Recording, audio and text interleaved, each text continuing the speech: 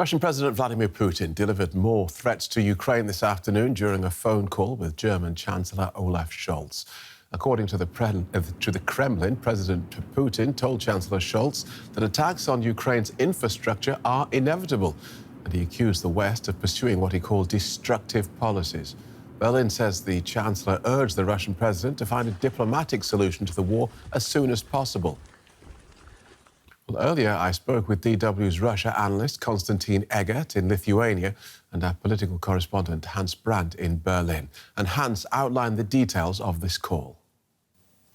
Yes, the call was confirmed. It lasted an hour, according to the Germans, and the German Chancellery says that German Chancellor Olaf Scholz told Putin that the attacks on civilian infrastructure in Ukraine should stop, that Germany condemned these and that Germany will continue to support Ukraine in defending itself against Russian aggression, including presumably weapons and financial assistance. At the same time, there was an insistence by Germany that a diplomatic solution should be aimed for, and that that would include Russia withdrawing its troops from Ukrainian territory.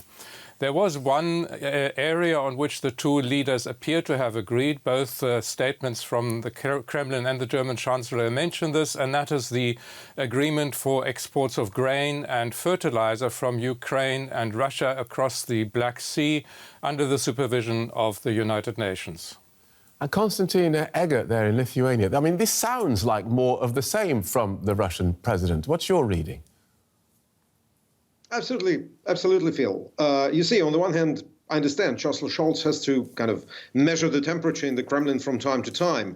But on the other hand, Putin always sees these calls, especially if they mention some kind of quote-unquote diplomatic solution, as a sign of weakness, as a sign that he can still hold on.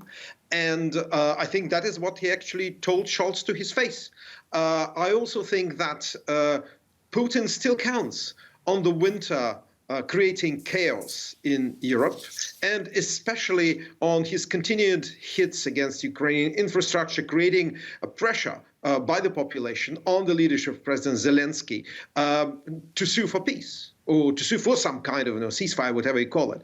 And I suppose that these hopes haven't died in the Kremlin. And frankly speaking, to the extent I understand the psychology of the Putin leadership, every time they get such a call, they get essentially a shot in the arm. They feel that they're still important.